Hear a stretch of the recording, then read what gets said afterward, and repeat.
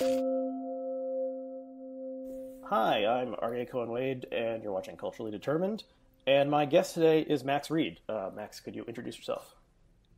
Yeah, hi, I'm Max Reed. I'm a senior editor at New York Magazine, where I write and edit stories about technology and the internet for the Intelligencer blog.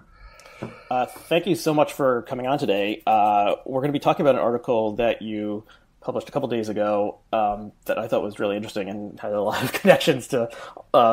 We go in a lot of directions with it. The headline was Kanye West, Donald Trump, and the Reign of Human Clickbait. And it was, the jumping off point was this historic meeting between Kanye West and Donald Trump in the Oval Office that was televised live. It ran on the networks, and so people probably heard about this. If they didn't, so I actually hadn't seen more than like a few seconds of it before today, and then I watched about half of it. It may be worth watching some of it just so you can really see what it was like. But how would you describe this meeting? I mean, maybe the way to describe it is as really good television. I mean, it was just like incredible. I found it fascinating in the way that like a car wreck is fascinating. I mean, not to sort of like overdetermine the metaphors I'm using, but it had that rubbernecking quality of something that just shouldn't be happening in any way, but is madly fascinating to watch happen. I mean, just to be specific about what happened is Kanye West arranged a meeting with Donald Trump because Kanye has sort of famously become, I mean, it's probably fair to say, famously become like the entertainment world's most prominent Trump supporter, across music, movies, TV, whatever. Yeah. Kanye, who was previously most famous for his most famous political moment, was going on stage during a Hurricane Katrina telethon and saying George Bush doesn't care about black people. Right. Coming out in the spring and saying he supported Donald Trump, he bought himself a MAGA hat, and obviously Trump ate this up for reasons that are sort of clearly apparent, and they arranged some kind of meeting in the White House, and they opened it up to the press, and I think it's interesting. Kanye's wife, Kim Kardashian, set up a meeting with Donald Trump. There was no press in that meeting, and she had a very specific kind of, request. She was looking for clemency for a grandmother who'd been given a life sentence for a nonviolent drug conviction. There was no real request on hand here. This was, what ended up happening was Kanye ranted for about 10 minutes straight about whatever was on his mind. I mean, sort of the most memorable moment was when he found a GIF of a hydrogen-powered plane online and told the president that he wanted to replace Air Force One with this plane. To which the president said, yes, we're going to do that.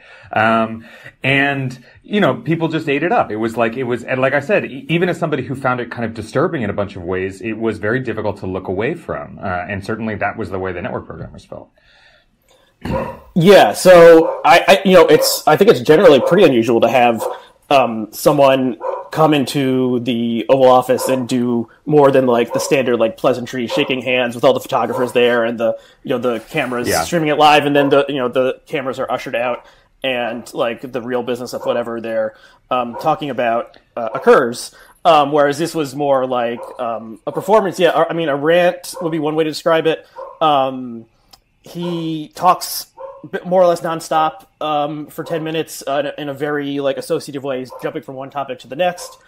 He's talking about the 13th Amendment, abolishing slavery. He's talking about manufacturing jobs in the American Midwest. He's talking about a hydrogen plane. He's talking about the universe.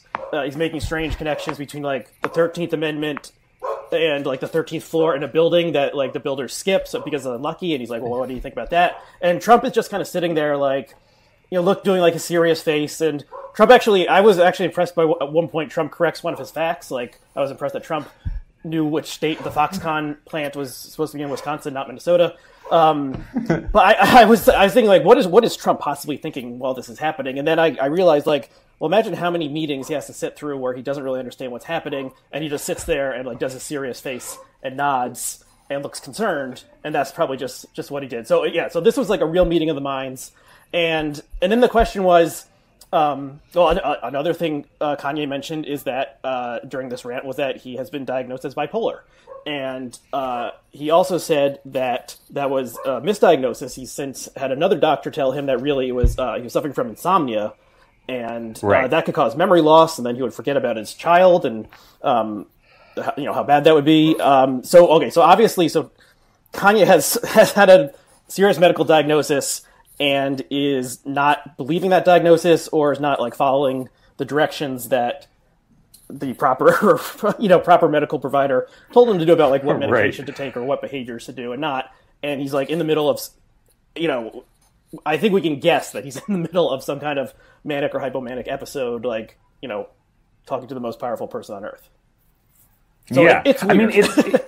It's very weird. It was, it was interesting you saying like, what was Trump thinking while he was in there? And one thing I was thinking, I think you're absolutely right that there's probably in a lot of meetings where he has no idea what's going on and he doesn't understand it. But if there's one thing that he knows, it's like, just putting it in terms of the terms that he was using for Ted Cruz, it's like he knows when people are high energy and he knows when people are low energy, and he knows that high energy makes for great TV. And Kanye was so high energy that I'm sure it didn't matter that he was spouting nonsense. He knew that this was a thing that gave him more airtime, that gave him more screen time. That I think I don't want to underestimate Trump's intelligence, but I think the real portion of his intelligence is a recognition of how to participate in televisual media. And he knew, regardless of what Kanye was saying, that this was a moment that was going to be widely, covered, read, examined, thought about, etc.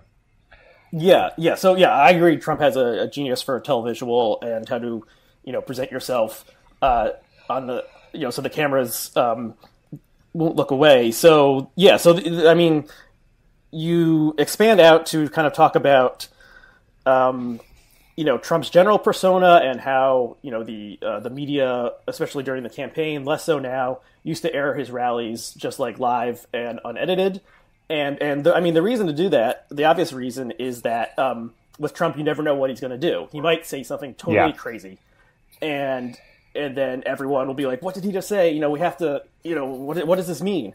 So Trump's unpredictability is a asset in terms of getting attention from modern media. Yeah, absolutely. And then his unpredictability, his Kanye's tweets also did a similar thing.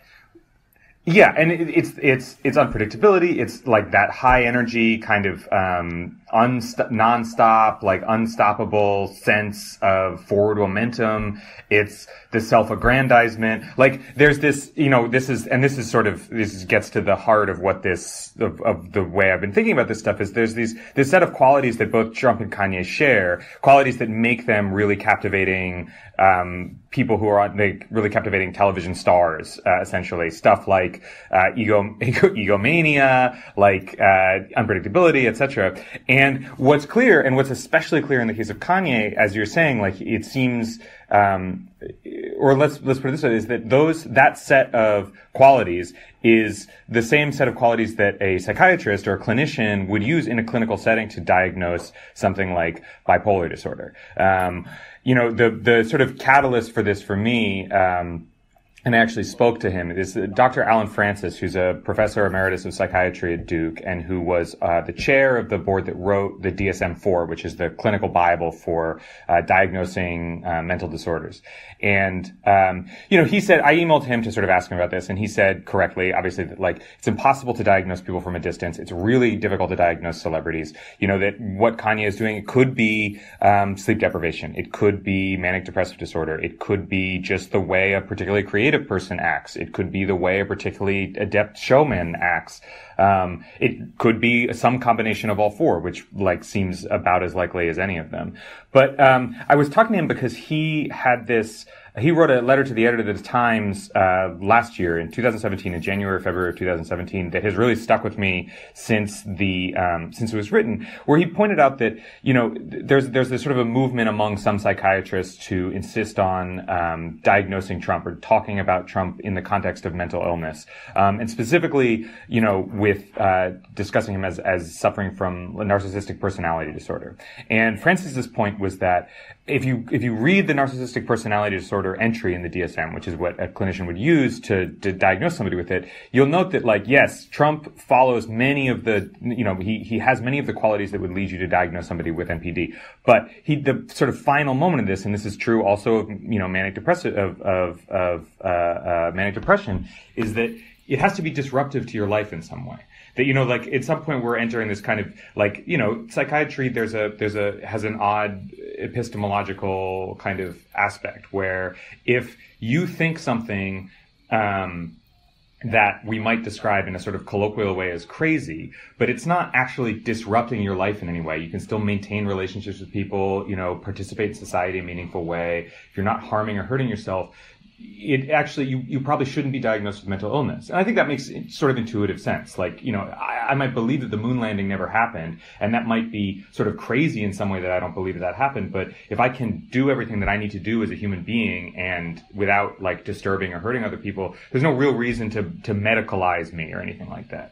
And so what happens with somebody like Trump is you have a person who suffers from many of the same, or suffers is actually exactly the wrong word, who has many of the qualities of somebody diagnosed with narcissistic personality disorder, but he has never suffered for those. In fact, he has been, as Francis puts it, richly rewarded for all the many things that might make him otherwise a narcissistic persona. And Kanye is in this similarly sort of interesting position where, I don't think it's quite fair to say that he hasn't suffered for the kinds of things that he's done that might lead him to be diagnosed with manic depressive disorder, but it is kind of lucrative for him, frankly, like that he gets more attention at a moment when it's very difficult to get attention.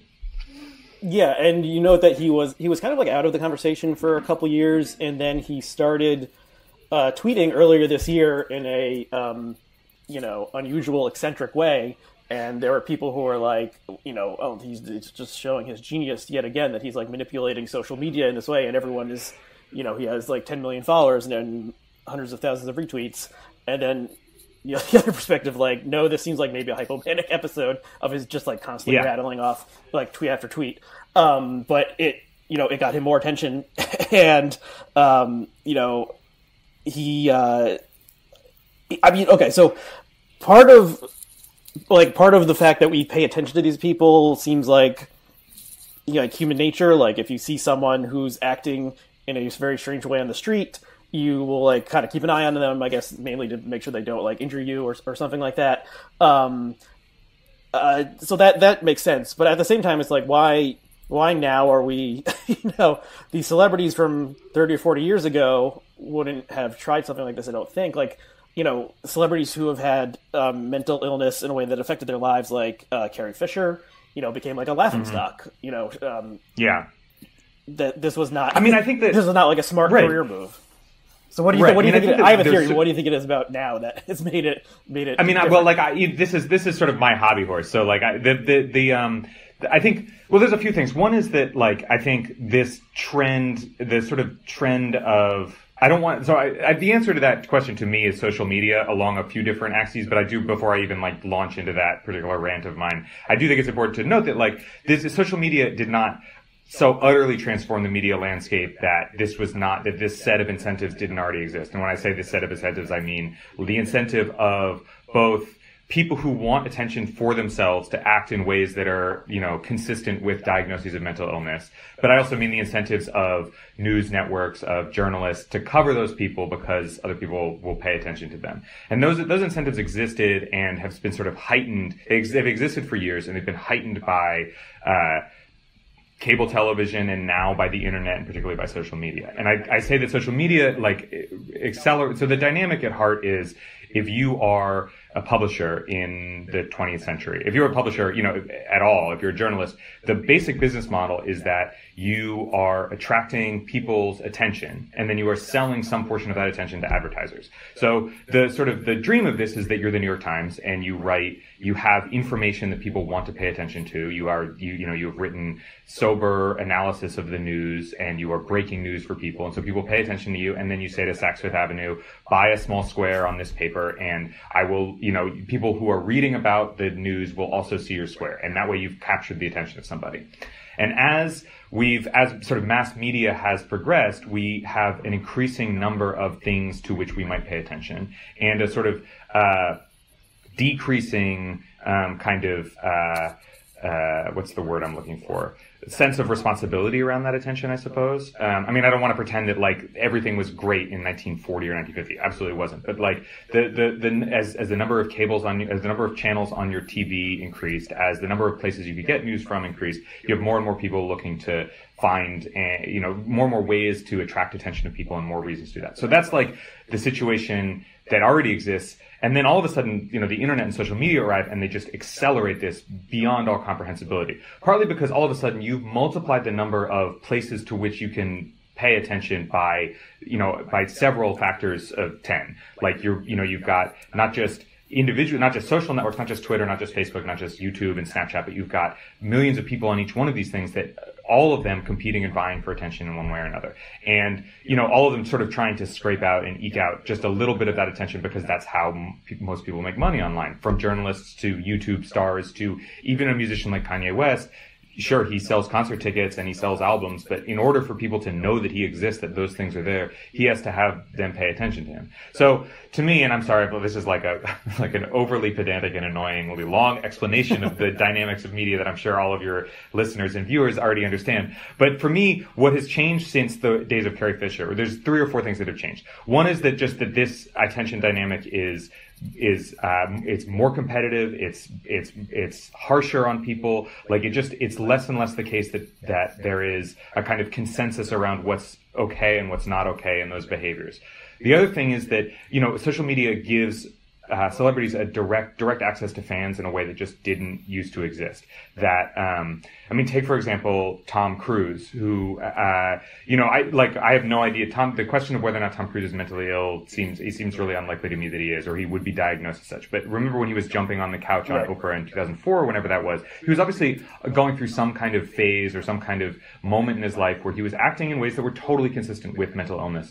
And he had a team of people who managed to sort of get him off the air for a while, to have that stuff calm down, to have people stop paying attention to him. And he didn't have a Twitter or a Facebook or a YouTube channel where he could go and just continue without having to get booked on Oprah or get booked on a talk show or this thing or the other. And this is, I think, one thing, with somebody like Carrie Fisher say, had she wanted that attention, had that been a component of the way her mental illness manifested itself in the 1980s, I think it wouldn't have been easy for her to get on, Letterman or Carson or whatever. That she would, it's not, there was a sort of buffer between the audience and the object of their attention. Fast forward, 6 years from Tom Cruise to Charlie Sheen, who has said that he's been diagnosed with bipolar disorder and who was undergoing what seemed to me to be very clearly a manic episode. This is the sort of tiger blood, thing. And that was all happening more or less on Twitter. That Sheen was attracting that attention because he had his phone in his hand or his computer in front of him, and he didn't need to go through bookers, he didn't need to go through his publicists, he didn't need to go through teams of people to get the message of tiger blood out there into the world. So I think that's a sort of an important sort of structural component to it, in addition to this sort of larger social media stuff. And then the last thing I'll say is that the rise of social media is concomitant and in some ways causative of the sort of decline of traditional journalism. That papers like the Times or papers like papers tended to used to have geographical monopolies that meant that they had much more control over the stuff they wanted to cover, and that they could push back against the kind of worst instincts and lowest common denominator stuff that they knew would get them attention, but that was probably irresponsible to cover in one way or another. And that just that no longer really exists. And I think, for all of the good stuff that's come out of the democratization of media production, it also means that it's very difficult to figure out how to recreate a buffer against that exact sort of race to the bottom dynamic, where if you need attention and that's how you're going to stay afloat and stay alive.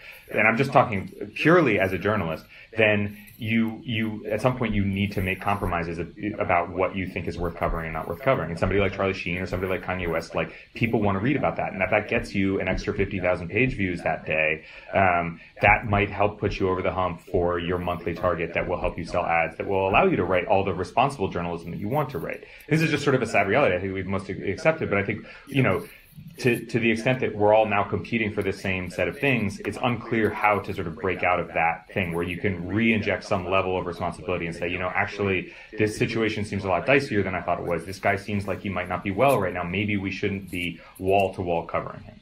Anyway, I don't know if I've completely stepped on your theory there or anything. No, well, I think, there's a lot of interesting stuff there. And my theory maybe runs alongside it, but your theory actually makes more sense than my theory. I would just note, you mentioned like how, the 20th century news business worked.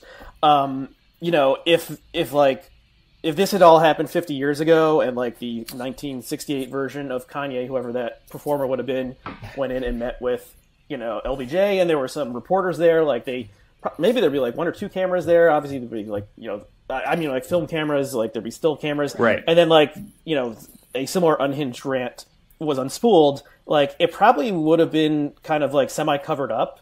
Like it wouldn't have been like, here's the lead story.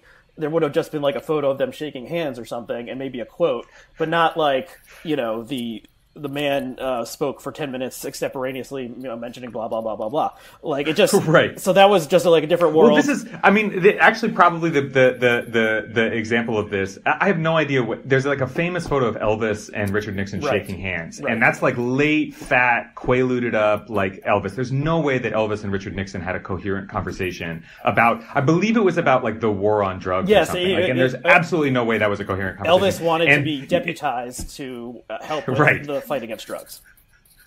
And I imagine, I imagine it was not dissimilar to the conversation Kanye and Trump had, two not dissimilar figures, frankly. And I think that, like, you're absolutely right. This was a thing where, like, they had a great photo of them shaking hands, and, there's no footage of it or anything like that. But I think you're right. I think it runs alongside, there's this kind of, like, one way of putting it maybe would just, the dynamic is really about gatekeepers, that there used to be, in a real way, a set of gatekeepers in the media, in politics, in entertainment, that ensured, images were protected in one way or another, that only certain news was read and read about. And the reign of gatekeepers has completely ended. Or there are still gatekeepers, but it's a very different kind of gatekeeper now.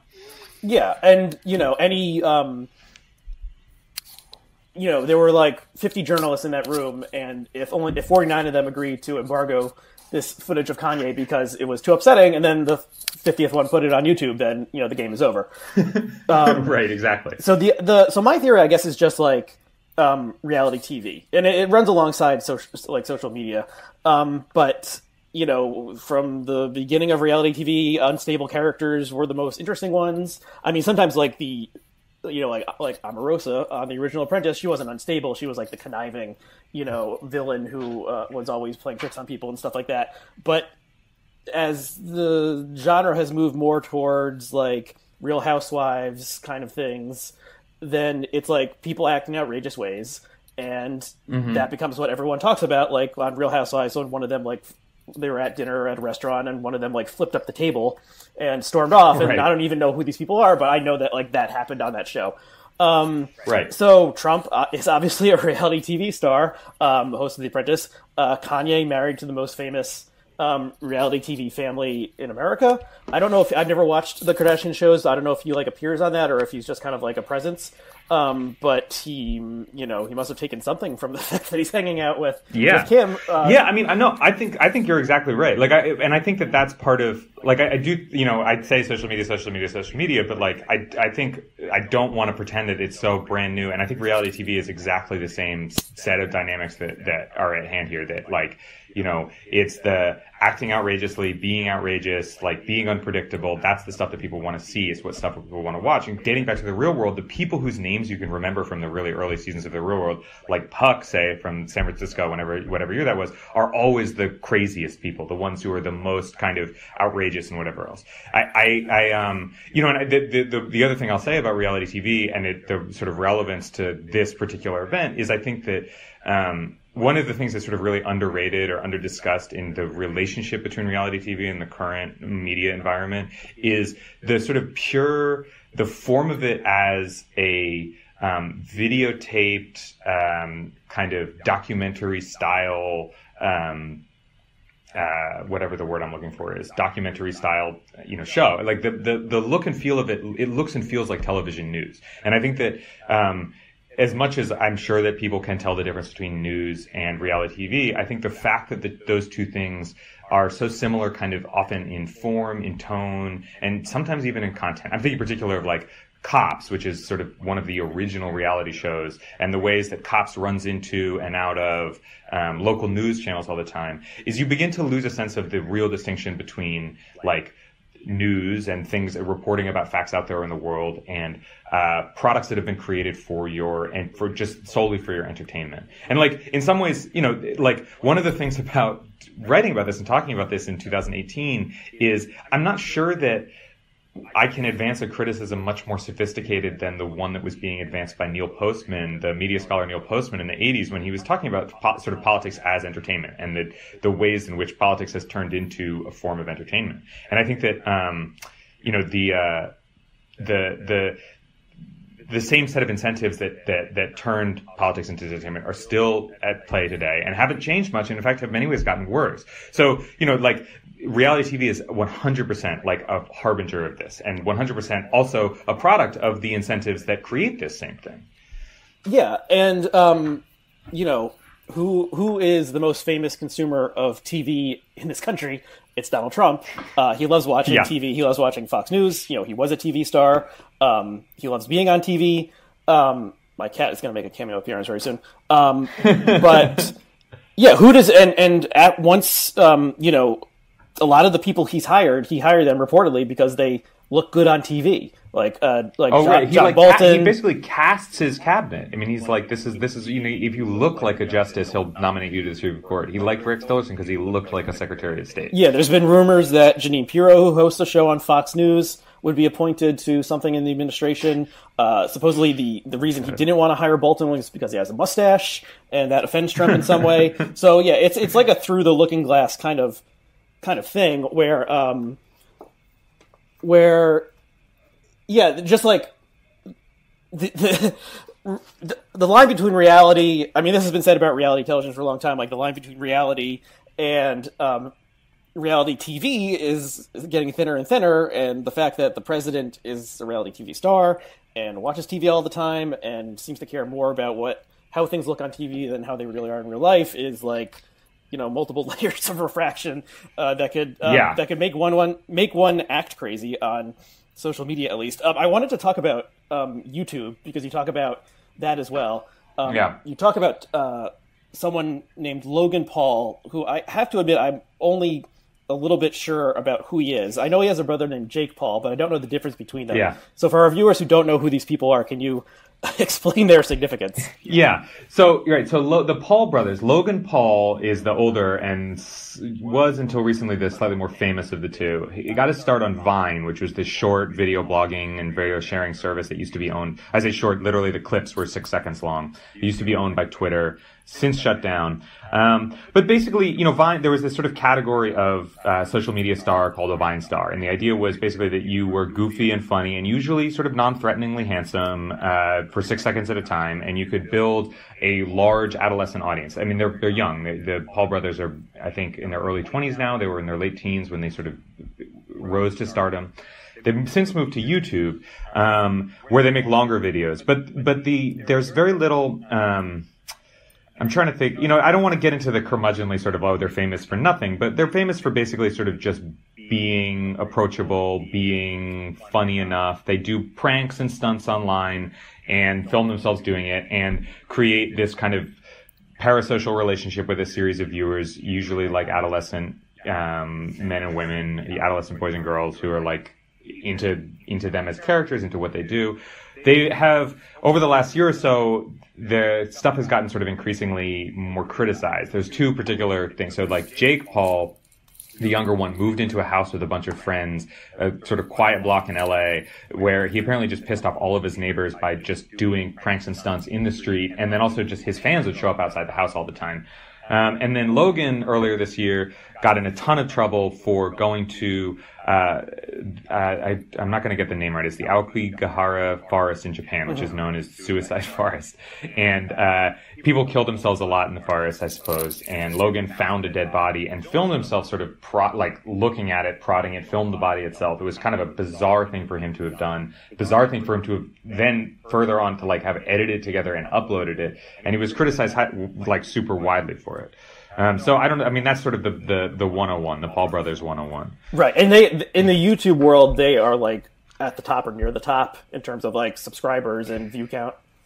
Yeah. I mean, they're huge. And they're huge partly because they are they have over the last few years become sort of increasingly wacky and wild, and controversy has been actually very good for them. Their names are better known. After Logan's controversy with the dead body, it has not sort of slowed him down or stopped him really. Right, and so so there was a backlash after the video in Japan came out, and I think there was other stuff from that same trip where he was being culturally insensitive. But the main thing was filming this body of a man who had hung himself in the forest and being like, "Whoa, dude, it's a dead body! Oh my god!" And then putting that out there with I assume ads in front and behind it, and so on and so forth. And so he expressed some contrition, but is he kind of just back to his old tricks once again? I guess that was 6 months ago. Is everything back? Yeah, I mean, I think they're all back. I mean, the big thing for them right now is this other YouTube star named Shane Dawson, who has also gotten famous for sort of similar stunts and tricks, is doing this long 8-part documentary series that I can't recommend your viewers actually watch. I will do my best to sort of summarize. Basically, the point of it, he's doing a documentary about Jake Paul, the younger brother. The central question of which is Jake Paul a sociopath? So the idea is, Shane is arguing a sort of very crude version of the question that we're talking about and the dynamic we're sort of dancing around right here, which is the idea that in order to get as many fans and likes and views as possible on YouTube, that Jake Paul acts in a way that would be consistent with sociopathy. And I just for the sake of being accurate here, it's worth saying that sociopathy is not actually a diagnosis in the DSM. It's basically the colloquial way we discuss a set of sociopathic behaviors or whatever. But anyway, this is Shane's sort of theory, and it's partly meant to be a kind of soul-searching thing for Shane too, where Shane Dawson is asking, is Jake Paul a sociopath? Am I a sociopath? Are all YouTubers sociopaths? Because this is the way we've chosen to make our money, by doing crazy things to get people to watch us and to view us. Yeah, and I mean the ultimate kind of summary of your article is in the way that Facebook and Twitter made it so that it made sense for companies to write clickbait type articles. They created that economic opening. Has in a similar way has YouTube and social media in general created an opening for human clickbait, as in your headline. And human clickbait is people who are either they are mentally unwell or they're acting in a way that a mentally unwell person would act.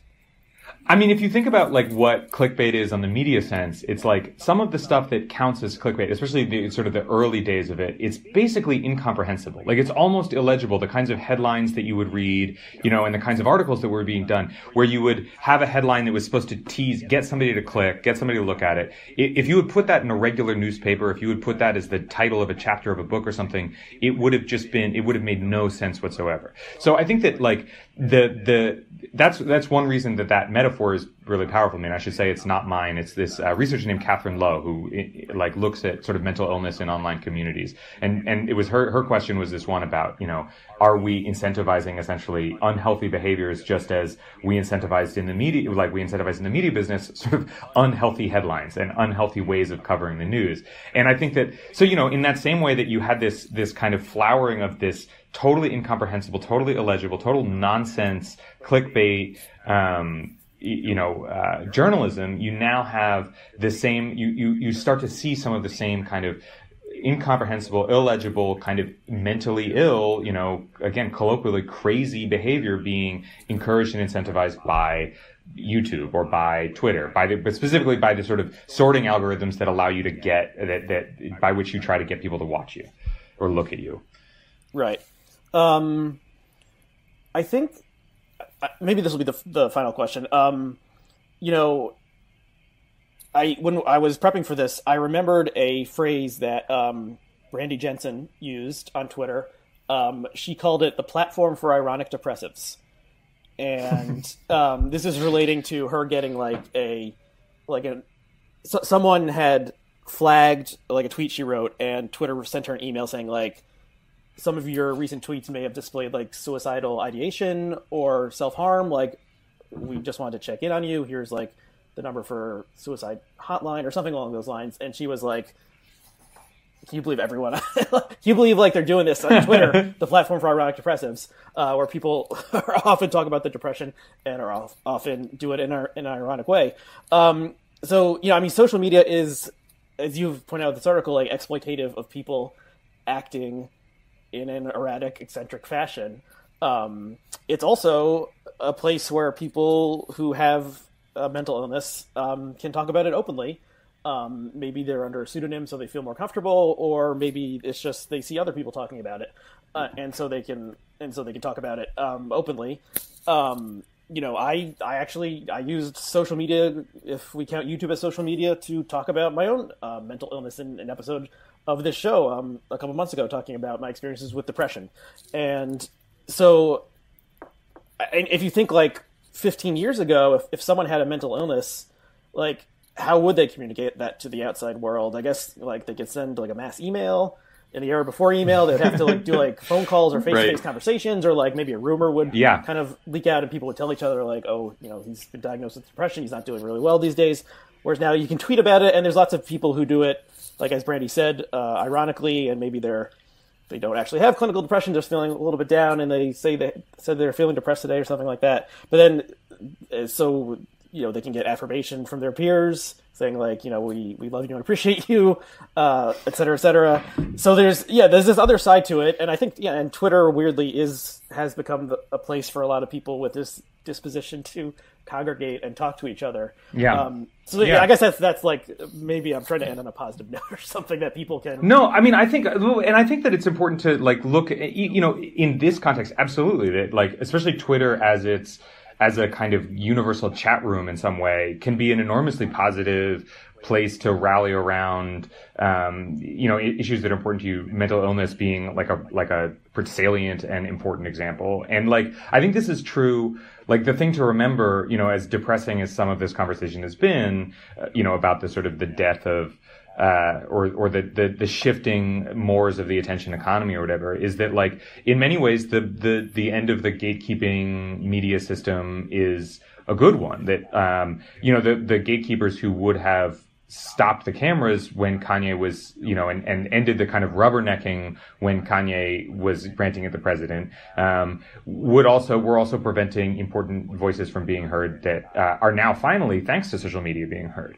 And so, for me, the sort of the challenge going forward is figuring out how, it's as with any kind of technological changes, how do you retain all the things that are important about this and good about this, that we're giving more people voices, that we're hearing things that we haven't heard before, while also ensuring that the kind of negative, the negative incentives, that the problems that have been created by or accelerated by social media are I don't know what the word is, are moderated at the very least. Mm-hmm. Because it seems this is one of those things. It seems unquestionably true to me that giving more people the ability to talk, and especially to meet other people, is a good thing. That it's good to open up people's social lives in that way and their ability to have those conversations. So to me, I think the thing that is the real problem at heart, and this is my attempt at being positive, and I have 2% battery left, so if I cut out, then we won't be able to save the internet at all. That it really is this focus on attention, that attention is the real problem. That connection is tends to be very good and what happens in a situation like the one you're talking about, are people being connected with one another to listen and to hear and to commiserate and to get validation. But that attention is a problem because it's competitive, essentially, because you're competing with other people to get that stuff. And that's what encourages negative behaviors. It's what encourages people to rubberneck. It's what encourages media companies to encourage rubbernecking. And so I think that figuring out how we could have like the challenge, God help us, the challenge of the next phase of the internet is figuring out how to retain all of the good stuff about social media, all of the positive interaction, while sort of ending the demands of the attention economy, ending the attention economy as its sort of undergirding, as its foundational aspect. I don't know how we do that. I mean, I think there are a lot of ideas and a lot of ways to do it, but it strikes me that that's the problem. Yeah. Okay. So that's a good place to end, since you are low on battery. So thank you so much for coming on and talking about this. Yeah, people can follow you on Twitter. Is it Max_Read? That's it. READ, like a book. And you are a very good person to follow on Twitter for all sorts of things. Thank you for saying that. So thanks to our viewers and listeners, and we'll see you again next time. Thanks. See you, Aryeh. Yeah, that was great. All right. Great. Thank you. All right. I'm looking forward to it.